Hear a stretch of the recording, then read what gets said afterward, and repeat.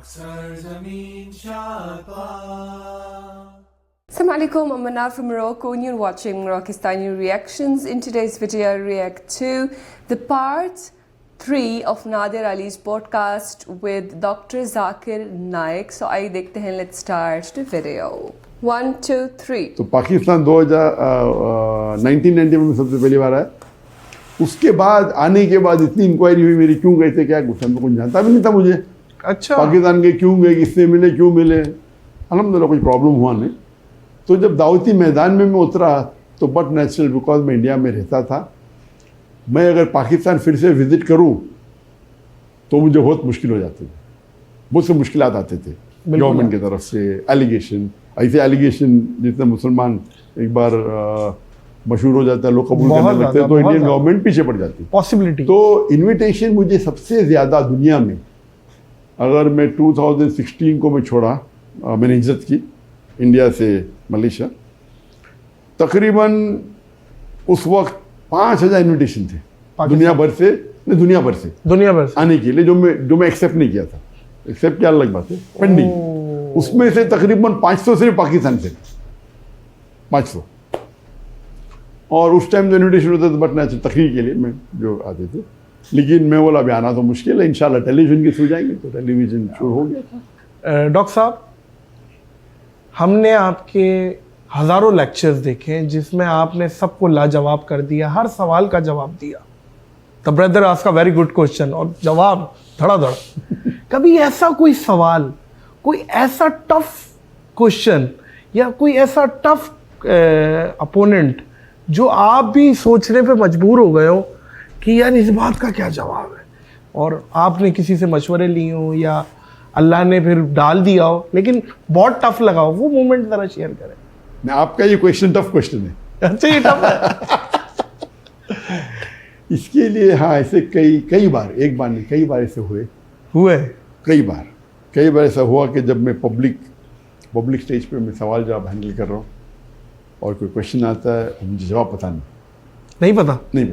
ऐसा नहीं हो सकता डॉक्टर साहब, हम तो ये बोलते थे, ये देखो अभी डॉक्टर साहब आएंगे और जवाब दे देंगे। लेकिन आपने जो उसके बाद पूछा कि अल्लाह की लेकिन मदद हमेशा आई, कभी भी ऐसा ना हो कि अल्लाह की मदद नहीं आई।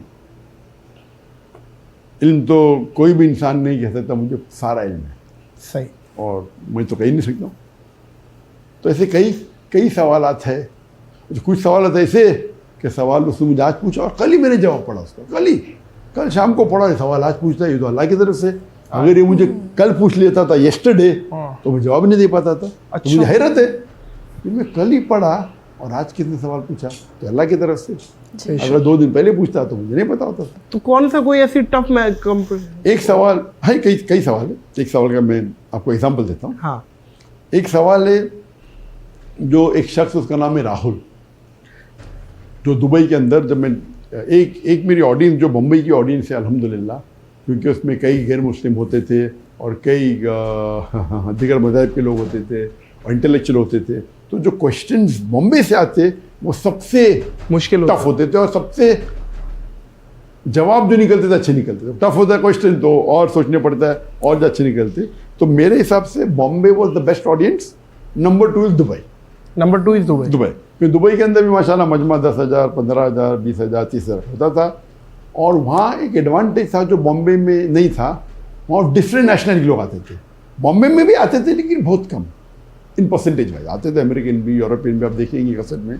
लेकिन जो परसेंटेज है दुबई में, क्योंकि दुबई के अंदर लोकल तो सिर्फ 11% है, इंडियन ही तकरीबन 35% है, फिर फॉरेनर्स है, American, European, white, black, yellow, brown, तो वैरायटी बहुत होती थी। तो एक शख्स का नाम था राहुल, मुझे याद है, क्लीन शेव, और वो एक ने कई सवाल पूछा। तो आप अगर मेरे वीडियो देखते होंगे आप पहचान लेंगे राहुल कौन है। हाँ। और मेरे हिसाब से मुझे लगता था ये इंसान ईमानदारी से, वो सवाल से पता चलता है, सवाल बड़े टफ हो, सवाल ट्रैपिंग हो सकता है, लेकिन सवाल से एक्सपीरियंस एक स्पीकर होता है, उससे पता चल सकता है क्या ये मुझे टांग खींचने के लिए आया है या बाकी सच जानना है, सच जानने के लिए। सही, और सच बोलेगा तो कबूल करेंगे। सही। कुछ लोग आते टांग खींचने के लिए, जवाब भी देंगे तो भी वो इस्लाम कबूल नहीं करेंगे। सही। तो इनने एक दिन मुझे सवाल किया कि, और वो कहता था कि उनकी तालीम हुई थी यूके में जो मैंने मैनेजमेंट में और इंजीनियरिंग मैनेजमेंट कर रहा था, उसमें जो मैंने पढ़ा उससे ज़्यादा मैं इस्लाम के बारे में पढ़ा करता था। और कहा मुझे कि मैंने कई तफसीर पढ़ा कुरान की। जो सबसे पहला जो वर्स जो कुरान मजिद में नाजिल हुआ अल्लाह के रसूल को, वो जिब्रील अलैहिस्सलाम ने इकरा नाजिल किया। बिल्कुल सही, ऐसे बोलना सही है। लेकिन आप कोई भी तफसीर पूछो, जब जिब्रील अलैहिस्सलाम ने मोहम्मद सल्लल्लाहु अलैहि वसल्लम से कहा इकरा, तो मोहम्मद सल्लल्लाहु अलैहि वसल्लम ने जवाब दिया अमा अना बिकारी, आई एम नॉट लर्निंग, मैं नहीं पढ़ सकता। और फिर उन्होंने कहा अमा अना बिकारी। तो उसका सवाल था, फिर तीसरी बार कहा इकरा, अल्लाह के रसूल ने कहा अमा अना बिकारी, कि मैं नहीं पढ़ सकता हूँ। उसका सवाल था कि जब जिब्रील अलैहिस्सलाम ने इकरा कहा, उन्हें अल्लाह के रसूल को क्या दिखाई, कौन सा वर्क दिखाया, कौन सा पेज दिखाया, कौन सी किताब दिखाई। और ये किताब जो दिखाई या वर्क दिखाया या पेज दिखाई वो है किधर, कौन से म्यूजियम में। तो मैंने कहा ब्रदर क्वेश्चन में उठा और मैं सवाल को दोहराता हूँ ताकि टाइम मिल जाए। टाइम मिलना भी एक फ़ायदा है, लेकिन वो आखिरी है जो कभी काम में आता है। अक्सर जवाब पता है तो फिर टाइम की ज़रूरत, डायरेक्ट जवाब दे सकते। रिपीट दो जमा दो क्या, मुझे रिपीट करनी जरूरत, डायरेक्ट 4 बोल दूंगा मैं 4। लेकिन सवाल तो जब रिपीट होता है, ये मजमा बड़ा है, मजमा है 15,000 लोग नहीं सुना वो फिर नहीं सुना सुन सकते। हो सकता है कि उसके लहजे मेरे लहजे में फ़र्क है, मैं स्पीकर हूँ, मेरे पास माइक्रोफोन है, उसका माइक्रोफोन सही नहीं, मेरा माइक्रोफोन अच्छा है। और लाखों लोग, करोड़ों लोग सैटेलाइट पे दिख रहे, तो मेरे कहने पे और तवज्जो देते लोग। तो मैं रिपीट करता हूँ हमेशा सवाल, भले आसान हो। तो और एक फ़ायदा है, एक तो रिपीट करना लोग समझे, सेकेंड है वो क्वेश्चन जो क्वेश्चन पूछ रहा है, अगर मैंने गलत सुना वो मुझे करेक्ट करेगा। मैंने 2 जमा 2 4 ने पूछा, मैंने 2 जमा 3 पूछा। तो पहला ऑडियंस जो नहीं सुनी उनको पता चलेगा क्वेश्चन क्या है। नंबर 2, अगर मैंने गलत सुना तो क्वेश्चन मुझे करेक्ट करेगा, ठीक हो गया। नंबर 3, मुझे वक्त मिलता है जवाब को बराबर से फॉर्मुलेट करना, क्योंकि माइंड बहुत पावरफुल है। जब मैं रिपीट कर रहा हूँ, मेरा सिर्फ 2% या 4% मेरा दिमाग, 95% दिमाग फ्री है, कैसा जवाब देना चाहिए, कितना लंबा कितना छोटा। और एक फॉर्मुलेट करना, एक का जवाब नहीं पता तो सोचने का वक्त मिलता है। तो मैंने कहा ब्रदर से क्वेश्चन नहीं आता, क्वेश्चन आके जल के बैठिए, मैं ब्ला ब्ला ब्ला में बोलने लगा। जब मैं रिपीट कर रहा था क्वेश्चन, अल्लाह की तरफ से इल्हाम आया, वही तो आती नहीं, नबूवत तो ख़त्म हो गई, कोई बोल नहीं था। लेकिन इल्हाम ऐसी चीज़ होती कि अल्लाह के रसूल अपने बंदों से कभी कभी इमीडिएटली मदद नाजिल कर देते। तो मैंने कहा brother Rahul, do you know Japanese? तो उसने बोला नो। तो ऐसे did I show you any book that you said no? आपको जापानीज पता है? तो उसने बोला नहीं। मैंने कोई किताब दिखाई आपको कि आपने कहा कि मुझे जापानीज नहीं पता है? तो मैंने जब किताब नहीं दिखाई, आपने बोले जापानीज नहीं पता, तो उसी तरीके से जिब्रील अलैहिस्सलाम ने जब इकरा पूछा मोहम्मद सल्लल्लाहु अलैहि वसल्लम को, तो मोहम्मद सल्लल्लाहु अलैहि वसल्लम को पूछने की जरूरत नहीं, मैं वर्क किधर है, किताब किधर है। वो क्या बात है डॉक्टर साहब, वाह वाह। तो ये अल्लाह के ये जवाब कोई फिकी जवाब था ही नहीं, ना कुरान और हदीस से लेना देना। उस वक्त की टाइमिंग पे फिट बैठ गया, बिल्कुल फिट बैठ गया जवाब। तो ऐसे कई वक्त है जो आप तकरीर कर रहे 30 साल तक के, इस पर कोई एतराज़ करता ही नहीं, और कोई एतराज़ कर ले तो और आप क्लीन बोल हो जाते, आपको पता ही नहीं, उस टाइम अल्लाह की मदद आती। तो इसीलिए सवाल जवाब में सबसे ज़्यादा इम्पोर्टेंट है अल्लाह की मदद। अल्लाह की आप कितने बड़े आलिम में, ये इम्पोर्टेंट है। आपने सबको माशाल्लाह हराया है मैदान में, इल्मी मैदान में। श्री रविशंकर हो, विलियम गैम्बल हो, और बहुत सारी स्पीचेस हैं, ये तो बहुत मशहूर है ना। आपके जो भी कॉम्पिटिटर था अगेंस्ट में, इसमें सबसे टफ आपको या इंटेलिजेंट कौन लगा कि यार ये क्लेवर है? श्री रविशंकर को तो आपने वन साइडेड मारा था, इसमें तो कोई नहीं, श्री रविशंकर वो सबसे पॉपुलर थे, सबसे पॉपुलर वो थे। जितने लोग से मैंने तकरीर किया, वो अकेला अपने मजमे में 2 लाख को 3 लाख को गैदर कर सकता। तो सबसे पॉपुलर इंसान जिसको मैं डिबेट किया हूँ, या सबसे फेमस इंसान, वो है श्री रविशंकर। उस टाइम नंबर 1 पे थे वो, हिंदुइज्म पे नंबर 1 थे, अभी तो नीचे आ गए, आपके बाद नीचे आए वो। अल्लाह ताला उनको हिदायत दे। इंशाल्लाह हिदायत दे। तो इंशाल्लाह। पॉपुलर लेकिन इंटेलिजेंट और सबसे आप बोल सकते विलियम कैम्पबेल, विलियम कैम्पबेल। ये विलियम बहुत कैम्पबेल का जो डिबेट था, उनने जो रिसर्च की थी, he was not a very good speaker, इतने अच्छे मुकर्रिर थी ने, लेकिन जो उनने तनकीद की कुरान की बारे में, उनने किताब लिखी थी, डॉक्टर मॉरिस बुकेल की सबसे फेमस किताब थी कुरान एंड साइंस पे, the Quran and modern science.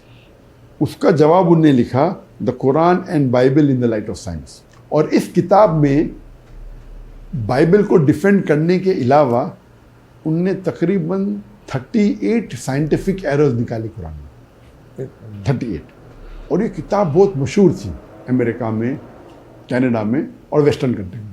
So much so that 7-8 साल तक के कोई मुस्लिम उसका जवाब नहीं दिया। तो मुझे इन्विटेशन आया था यूएसए और कनाडा से कि आप इसको जवाब दे सकते हैं, और ये 2001 की बात है। मुझे इन्विटेशन आया था 1997 में। ये बुक तकरीबन 1990s के अर्ली में लिखी गई थी। तो 96-97 में मुझे इन्विटेशन, 98 में डिबेट होने वाला था कनाडा में। मैंने बोला इंशाल्लाह करूँगा मैं। फिर पोस्टपोन हो गया ईयर 2000 में। तो अप्रैल 1 इन द ईयर 2000 शिकागो में डिबेट ऑर्गेनाइज हुई।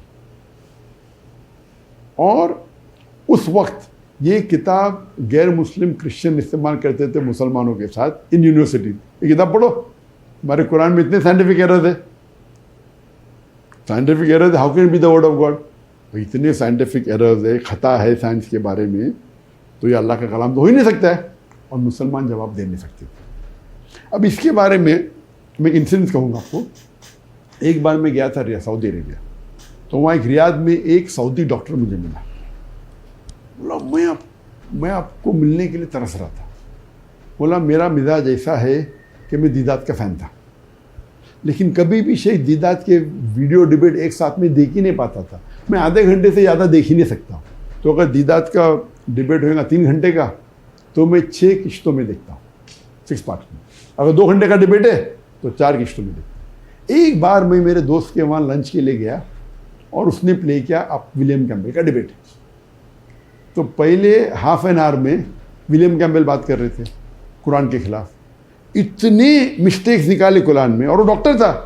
तो ये तो मैंने पढ़ा मेरे मेडिकल किताब में, ये मिस्टेक है, ये मिस्टेक है। उसको चेन नहीं आया, वो कंटिन्यू किया डिबेट देखते देखते। फिर मैं आया, मुझे जब देखा स्क्रीन पे, मैं तो उस टाइम मशहूर था नहीं, तो बहुत तेज में आया। वो सऊदी मुस्लिम डॉक्टर बोलता है ये विलियम कैम्पबेल कौन है, इतनी मिस्टेक निकाल रहा है कुरान में, मैं डॉक्टर हूँ और ये सब मेडिकल बुक में लिखा हुआ है। और उसको जवाब देने के लिए कौन ये नौजवान लड़का, कौन है डॉक्टर जाकिर नाइक, ये बिका हुआ है। तो बहुत तेज में था। बोलते ये इतना ज़ईफ इंसान और ये लौंडा ये तो वन साइडेड हार जाएगा, वन साइडेड, और ये बिका हुआ मुसलमान। अल्लाह अल्लाह। और बाद में सॉरी बोला मुझे, बोला मैं बोला कौन है ये, इतने बड़े बड़े आलिम में कौन है ये जवाब देने वाला, वो भी शिकागो में हो रहा है, इतना डिबेट मजमा हजारों का, ये क्या जवाब देगा। और उनने मेरे जवाब सुने। उसके बाद इतना मुतासिर हुए जो मुझे जाकिर नाइक से मिलना है। वाह। तो उसका मतलब ये मैं कहना चाहता हूँ कि विलियम कैम्पबेल का जो लेक्चर था, एक मुसलमान सऊदी, और सऊदी तौहीद पे होता है, डॉक्टर, मेडिकल डॉक्टर, वो कह रहा है कि इसका जवाब मेरे पास है नहीं। एक आम मुसलमान या बहुत से मुसलमान समझते नहीं, बोलते अरे बकवास कह रहा है। हम मुसलमान हैं, हम तो मानते हैं भाई कुरान में तो खता हो नहीं सकते, वैसे हमारा ईमान है। लेकिन उसने जो तनकीद की कुरान के बारे में, अक्सर जिसके पास साइंस की नॉलेज है उस तनकीद को अग्री करेंगे अनलेस आपके पास डिबेटिंग स्किल है या आपके पास उसका जवाब है। तो इसीलिए 7-8 साल तक के कोई भी मुसलमान ने उसकी जवाब नहीं दिया। तो इसीलिए वो किताब, तो मैंने ये कभी भी डिबेट करने के पहले हमें क्या करना चाहिए, हमें प्रिपेयर होना चाहिए। तो मैंने पूरे नेट्स पे जितने भी साइंटिफिक एरर्स कुरान के तकरीबन 13-14 फाइल डाउनलोड की। सही है। और उस पे आपने फिर रिसर्च शुरू की? हाँ ना, उसके बाद आपको हेल्प भी कोई करता है आपका? हाँ, तो हमारी रिसर्च टीम थी। ठीक। तो मेरे पास 13-14 फाइल, तो उसमें कोई डॉक्टर भी थे, एमडी, मैं तो MBBS डॉक्टर हूँ। हमारे टीम के अंदर MD डॉक्टर भी थे, उनका नाम नहीं लूँगा मैं। सही। कई डॉक्टर थे। मैंने बोला भाई ये विलियम कैम्पबेल का जवाब दो, उसकी किताब है और ये बाकी है। तो 38 में से शायद 2-3 जवाब ला के दिए मुझे। और अभी डिबेट को 2 महीने बाकी थे अभी तक। तो मैंने बोला अरे भाई तू जवाब 38 का 2 अरे कम अज कम बोलो 2 नहीं मिले, बाकी के मिले। अब इतना अब दाई है इतने साल से फील्ड में, और बाकी जो मैं फाइल लेके आया 14 फाइल, उसमें आधे से ज़्यादा जवाब ही नहीं उनके पास। तो मैं बोला ठीक है। तो मैं ज़रा चौंक गया, भाई एमडी डॉक्टर है, मैं तो एमबीबीएस हूँ। एमडी डॉक्टर को जब जवाब नहीं मिला और ये फील्ड का आदमी है, दाई है, तो मैं क्या जवाब ढूंढूंगा? अल्लाह अल्लाह। तो इसीलिए अल्लाह की मदद होती है। तो 1 महीना बाकी था डिबेट के लिए, तो मैं 1 महीना तो कम से कम पहले डिबेट के लिए खुद प्रिपेयर करता था, अभी बहुत कुछ था। तो 1 महीने पहले मैं शुरू किया, और माशाल्लाह शुरू किया, चंद दिन में खुद आप पे आमद हुई अल्लाह ताला की तरफ से? नहीं, जब मैं देखो इल्म एक चीज़ है और एक अल्लाह की मदद एक चीज़ है। सही। तो मेरे जो भी मैं तकरीर करता हूँ, मेरे हिसाब से अल्लाह की मदद सबसे अहम है। बेशक मेहनत तो है, बेशक। तो इसीलिए मैं कहता हूँ कि कोई भी काम में सफल होने के लिए तीन रूल है। नंबर, चाहे दावती काम हो चाहे बिजनेस हो, नंबर 1 रूल अल्लाह ताला कहते हैं सूरह इमरान में, सूरह नंबर 3 आयत नंबर 160 में, कि if Allah helps you none can overcome you, if Allah forsakes you who is there then you can help you, so let the believers put their trust in Allah। यानी अल्लाह अगर आपकी मदद करेगा तो आपको कोई भी शिकस्त नहीं कर सकता, नहीं कर सकता। लेकिन अल्लाह अगर आपको छोड़ देगा तो कोई भी आपकी मदद नहीं कर सकता। इसीलिए या मोमिनो ए मोमिन, अल्लाह पे भरोसा रहो। तो आप कितनी भी बड़े माहिर हो कोई भी फन के, अल्लाह के बिना या ज़ीरो। तो वो सवालात कैसे फिर वो आपके जहन में आए? जी हाँ, तो पहला ये सेकेंड फॉर्मूला है। अल्लाह ताला फरमाते हैं सूरह अनकबूत में, सूरह नंबर 29 आयत नंबर 69 में, अगर आप अल्लाह के राह में जिहाद करेंगे, जिद्दोजहद करेंगे, तो अल्लाह ताला आपके रास्ते खोल देगा। तो जिद्दोजहद करना इंपॉर्टेंट है, ये नंबर 2 है। जिद्दोजहद करो, पहला अल्लाह पे भरोसा करो, अल्लाह की मदद हासिल करो, सेकंड जिद्दोजहद करो। और अगर आप जिद्दोजहद करते आपको सफलता नहीं मिलती तो अल्लाह को दोषी मत ठहराओ, आपका जिद्दोजहद सही नहीं है। सही है। क्योंकि अल्लाह ताला का वादा है, आप जिद्दोजहद करेंगे अल्लाह ताला रास्ते खोलेंगे। अगर रास्ते नहीं खुल रहे तो आप भी गिलती है। सही। आप समझ रहे आप जिद्दोजहद कर रहे लेकिन नहीं कर रहे, तो नंबर 2 हो गया।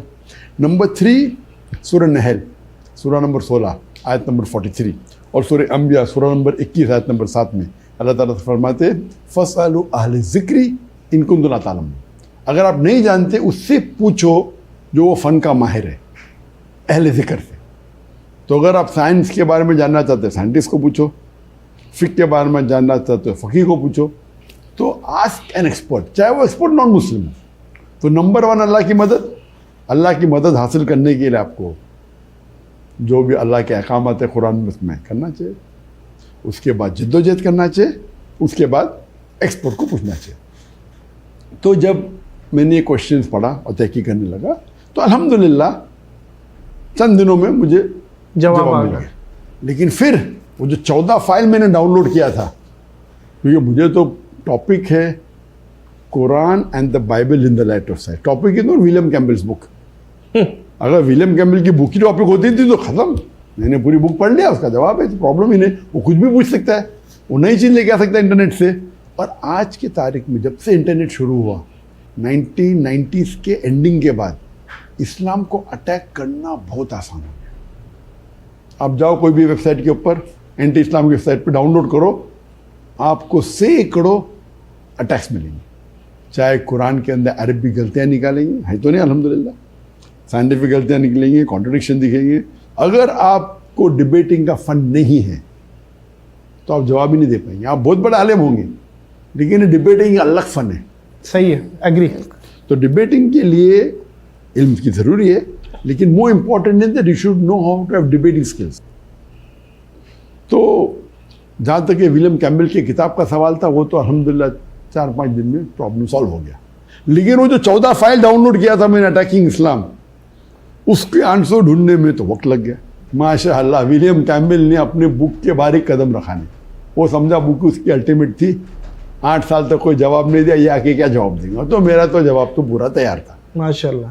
वक्त की किल्लत थी, तो वक्त की किल्लत तो डिसाइड डॉक्टर साहब कि कौन जीता ये आवाम कर रही होती है, आवाम देखने वाला, तालियां देखने वाले, देखने वाला कि भाई ये है। तो उनके तरफ से एक चेयरमैन था, हमारी तरफ से एक चेयरमैन था। ऐसा तो नहीं है कि क्रिश्चियनिटी ने बोला हो कि विलियम कैम्बल जीता? मुझे लगता नहीं कोई बोल सकता, खुद ही जब शिकस्त मान ली स्टेज अच्छा, में, खुद मान ली? खुद ही उन्होंने मान ली, बोले डॉक्टर साहब का लेक्चर सुनने के बाद मुझे बाइबल वापस से पढ़ने पड़ेगा। उसका जो गोरा चेहरा लाल हो गया था, ये शिकस्त है। तो उसने तो शिकस्त मान ली। 100%। तो कोई ऑडियंस में अगर बोला फिर भी विलियम कैम्पबेल जीता तो वो बेवकूफ इंसान। हाँ नहीं, ये तो बराबर फिर ना? क्लियर हो तो गई। एक होता है नॉकआउट पंच, नॉकआउट पंच, एक होता है विनिंग विद पॉइंट्स, एक होता है यूनानिमस डिसीजन, एक होता है नॉकआउट पंच। तो ये डिबेट तो एक knockout होता है punch। उल्टा करके मिर्चों की धुनी देना। आपने वो किया है। तो लोग को, काफी लोग को ये बोले, अरे डॉक्टर साहब ने क्या नहीं, बेचारे को, वो ज़ईफ इंसान को बहुत मारा। तो मैं बोला अरे ज़ईफ इंसान तो इस्लाम के खिलाफ, तो ऐसे कमेंट सुनने मिले, अरे जरा तो लिहाज करना था। नहीं, क्यों अरे लिहाज करना था? 8 साल तक के PhD मिली उसको, अरबी जबान जानता था।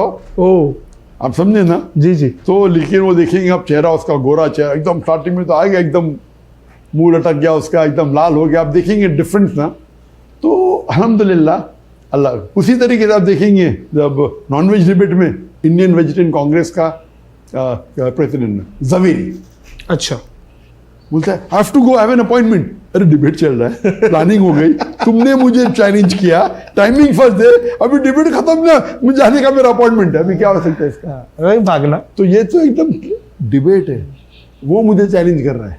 बोलता मैं मेरे ऑडियंस लेवल क्या हुआ है, ये टाइमिंग सेट हो गई पूरी, अभी बाकी 1 घंटा, बोलते अपॉइंटमेंट है। और उसका चेयर, हर डिबेट में 2 चेयरमैन होते हैं, उसके तरफ से मेरी तरफ से। तो उसका चेयरमैन जो था एक सुप्रीम कोर्ट का लॉयर था, सुप्रीम कोर्ट का लॉयर। तो डिबेट के बाद मैं उनको फ़ोन किया, हो गई, दोस्ती हो गई थी। तो क्या मुझे बोलता हूँ क्या, doctor Zakir, your first sentence of your lecture when you said that if you prove an apple is better than a mango, it doesn't mean apple is prohibited. You slaughtered him. You won the debate in 1 sentence. कि debate का topic था is non veg food prohibited और permitted. वाह वाह। ये नहीं था कि नॉन वेज बेटर है का वेज बेटर है, टॉपिक था इज नॉन वेज प्रोहिबिटेड और प्रोहिबिटेड। तो वो पूरे डिबेट में प्रूव करा vegetarian is better, vegetarian is better.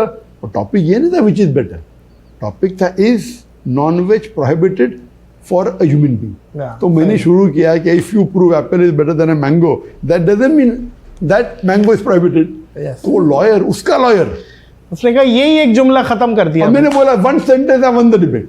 Yes, but फिर भी मैं टाइम तो है भाई, फिर अपन ये नॉकआउट पॉइंट दे रहे थे, पूरी खाल उतारनी है।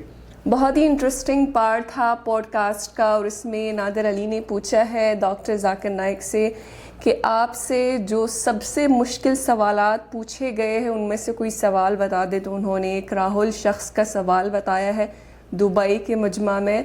तो काफ़ी इंटरेस्टिंग था कि किस तरह उन्होंने जवाब दिया है, और उन्होंने ये बताया है कि ज़्यादातर जो है वो अल्लाह की मदद आती है। कभी ऐसा होता है कि वो आज ही उन्होंने कुछ पढ़ा है और कल उसके बारे में सवाल आया है, तो ये महज एक अल्लाह की मदद है जो आती है इस तरह से और उनको जवाब मिलते हैं। तो उन्होंने अपनी टेक्निक भी बताई है कि किस तरह वो सवाल रिपीट करते हैं। उसके 3 फ़ायदे होते हैं कि वो ऑडियंस को, ताकि अगर सुनाई नहीं दिया तो वो ऑडियंस को सही से सुनाई दे सवाल, और अगर उनको अगर सुनने में कोई गलती हो गई तो वो जिसने सवाल पूछा है वो उनको करेक्ट कर सके। और सबसे अहम फ़ायदा यही है कि उनको टाइम मिलता है जवाब को फॉर्मुलेट करने का, तो उनके पास काफ़ी टाइम होता है सोचने का कि किस तरह जवाब देना है।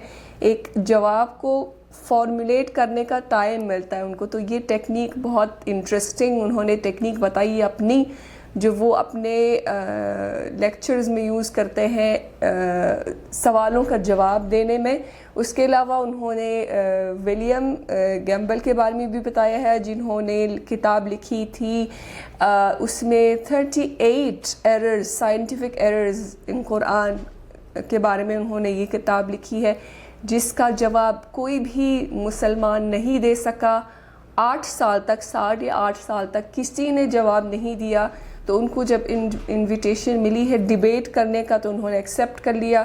उन्होंने मेहनत भी थी और मेहनत भी की, और उन्होंने ये भी बताया है कि उनके वो 3 चीज़ों पर जो है वो रिलाई करते हैं। सबसे पहले अल्लाह पे भरोसा रखना, अल्लाह पे भरोसा रखते हैं कि अल्लाह की मदद इंशाल्लाह आएगी। उसके बाद जिद्दोजहद करते हैं, रिसर्च करते हैं, काम करते हैं, मेहनत करते हैं।